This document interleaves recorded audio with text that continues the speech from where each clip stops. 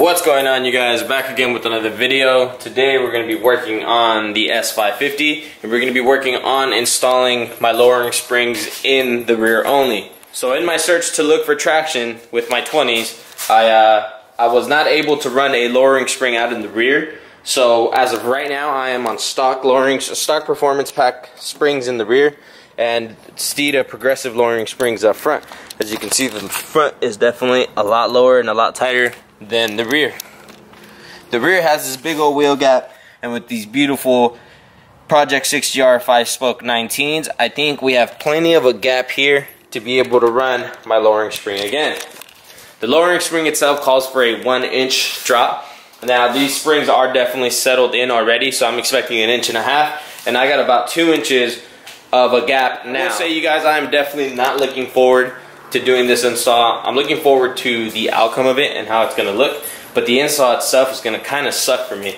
Now the rear two luckily aren't that hard at all. I think the front two are the harder ones. The rear two are pretty simple and pretty easy to do. However, if you guys have been around for a while, you know that I have vertical links, IRS braces, Steeda, all Steeda IRS alignment kits. Now that's what's hard, and that's another extra step that we're just gonna have to do. Is I'm gonna have to remove the IRS subframe brace and the IRS alignment sleeves that go around the IRS anchor bolts, and there's 4 of those. Alright, you guys, so as you can see, we got the wheels off on both sides. I'm gonna put underneath the car real quick just to kind of show you guys what exactly I have to do. So as you can see, I do have Steeda subframe braces here. I am going to have to remove them because the whole IRS system does droop down from this point forward. The mounting points here, I mean, technically should be okay, but this one definitely needs to come out because this is mounting directly off of the same point as the IRS bolt here.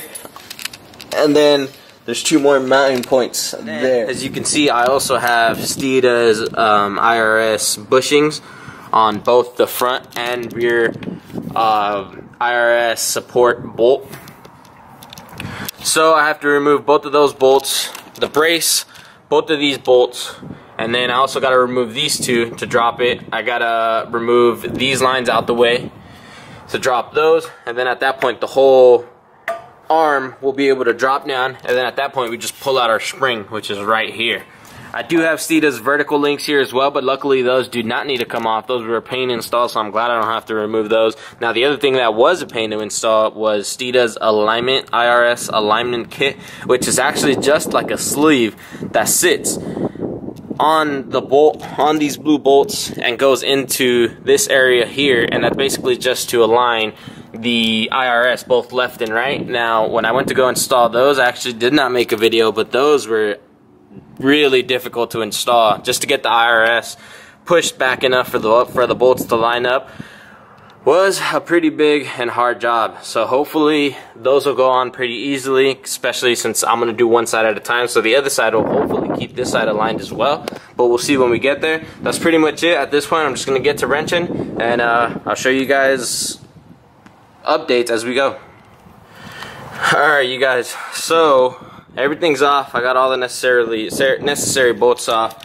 I got the IRS subframe bolt off there, those 2 blue bolts, front and back. As you can see, the whole arm is now loose. So now all we got to do is basically push down, pull that spring out. Now if you wanted to, you could remove the shock. It's just 2 bolts, I believe, or 1 bolt holding it in. However, I've done it many times, and you are able to actually pull out the spring without taking this off. You just may need some help to push this down. I'm waiting on my buddy to roll up. Simo, you guys have seen him before, to give me a hand. Now, I wanted to show you guys those sleeves that I was kind of talking about. As you can see, that black rubber piece right in the middle, this here, that normally does not come as a part of the car. That is not stock. That is a Steeda IRS alignment kit that they sell, and it basically just makes it so the bolt, let me see, so the blue bolt has a clearer path and better aligned. Kind of hard, but it's basically so this bolt has a clearer path and better aligned inside. If you look at most stock S550s, look at the rear tires, and you'll actually see that the whole rear IRS or subframe is actually shifted one way or the other. It's either sticking out too far left or sticking out too far right. A lot of the times the the factory, from factory, they don't get it perfectly in the center. So that's the issue that some, if not most, cars have. But that's a great way to eliminate that. The only problem about those is that it makes it so you have absolutely zero wiggle room. So if these holes don't align right away, you're gonna have to actually pry it over or back depending on which way you gotta go. But that's pretty much it. As you can see, here are the IRS. As you can see, these are the IRS bushings. You got one up top. That bottom one actually fell down, but in the rear you also got one up top and one at the bottom. Now that is to prevent wheel hop. All of this, you guys, is basically to tying down the chassis, or to tying down the suspension and make it so you have less chatter and wheel hop under hard acceleration. So that's pretty much it. We got everything off that we had to get. Let's get the spring out and reinstall our new one. Like I said, I am by myself as of now. As you can see, I already got the spring loose, but I kind of wanted to show you guys what I did. What I did is I used just a pry bar or a breaker bar, and I used it as a pry bar to get through the spring and to this little nub up here where the spring sits, and I kind of just pried it down. I used the pressure to push it down, and then I pulled with the other hand, and there is the stock spring. Whew. I was getting a little worried. I was kind of thinking it was going to be not possible to do alone, but as you can see, there you go. I went ahead and did it. This is the nub that I'm telling you about. So what I did is I used the breaker bar to put in between the nub and the spring, push down, and that was enough for me to be able to use my other hand and pull out. I wish I would have had the camera rolling, but I really didn't think it was going to work. So there you go. Here's the top boot that goes along the spring like so. And then the bottom also has a little rubber boot that actually gives you the stop. As you can see, here is like the little lip, so that's where you know that the stop is. And it just sits right into place. So we're gonna grab the lowering spring, the Steeda lowering spring, install that top boot, and put it back in place.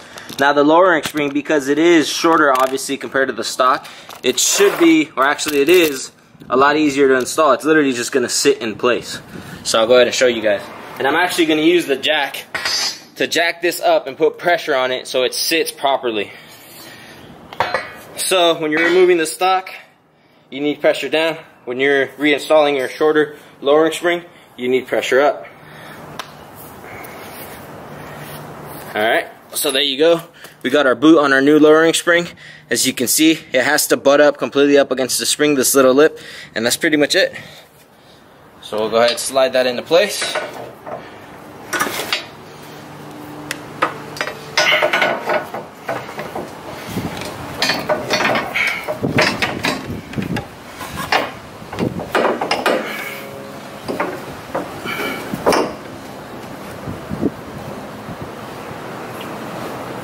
Push down a little bit.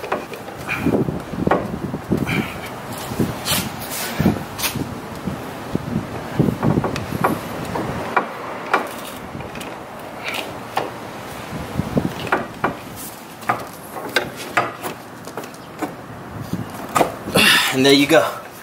So if you're solo, put the boot in place first, and slide the spring in place. And there you go. I just gotta line up the tab with the spring. Yep. Just make sure, I'll show you guys in the bottom how to make sure it's aligned properly. But I'm gonna go ahead and put some pressure on this with my jack to kind of push it up into place. As you can see, I have some playroom there.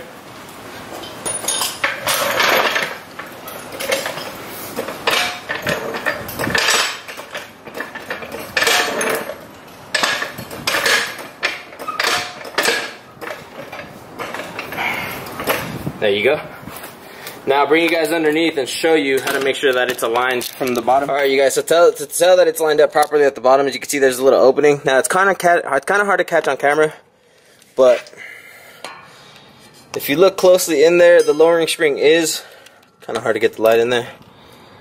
The lowering spring is butt up against this rubber bottom boot, so it's kind of hard to catch on camera, but I'm definitely able to see it up here, and I'm definitely able to feel, or you can see the top a lot better from down here.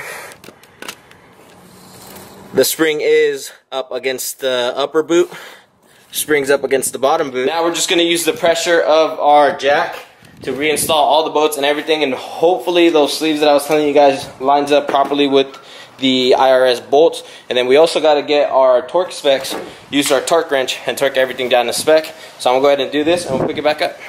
Alright you guys, so just a quick little update. Thankfully those Steeda alignment IRS kits lined up perfectly. The bolt went right in, no issues whatsoever. All the bolts on the subframe brace went on, no issues whatsoever.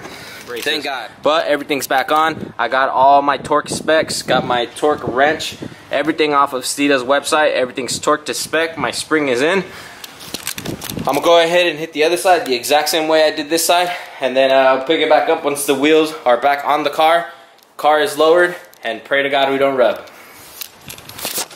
Alright you guys, so basically all I had George do was push on the hub down. He actually stood on it, put his back up against the wall, and that was able to create enough pressure for me to just pull it out and basically get it out of position.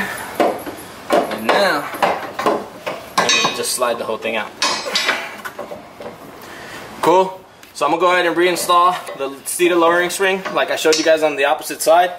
Button it all back up, put the wheels back on, and then we'll bring this bitch down. There it is, you guys. Way better. Now I will admit, for some reason I was super nervous about not being able to clear and rubbing, just because I was used to the 20-inch wheels that I used to have. Those things were super close and would rub. Any turn or any dip or even going out my driveway I would rub. But as you can see, I mean, I still got almost 2 fingers worth of a clearance. So I would say maybe half an inch. I had about a 2-inch gap, and now I have half an inch. These springs are supposed to be just a 1-inch drop. However, after they settle in, and I have broken them in already, so it dropped about 1.5 inches, which is absolutely perfect. As you can see, now that it is lowered, the wheels don't seem to stick out as much as they did before. But, I mean, nonetheless, they do still stick out. I'm going to play with the idea, see what the camber is now. Whenever I go get an alignment, I'm going to ask what the camber is at now or what degree.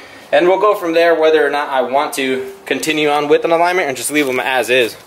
The fronts definitely do need to be aligned just so they look and tuck a little nicer. As you can see, the heights are perfect as well on the front. They just angle out a little oddly. So an alignment will definitely fix that. That's pretty much it. Install wasn't too bad at all. I had some issues with the subframe brace on the passenger side, but it wasn't too bad. I just had to take my time and get it done. If you can have someone else help you and get this done, it'll be a lot easier than doing it by yourself. But I did one side by myself. Georgie helped me do the other side, and Simo just rolled up. Just rolled up for the test hits. Test hits. See that the grip level like. So we're about to go do some hits on this. We're about to go see what the grip is. I'll bring you guys along. Stay tuned to the end of this video. I'm going to go ahead and cut it here, show you guys what it does afterwards. Thanks for watching. Like, share, and subscribe. Peace. Oh, yeah.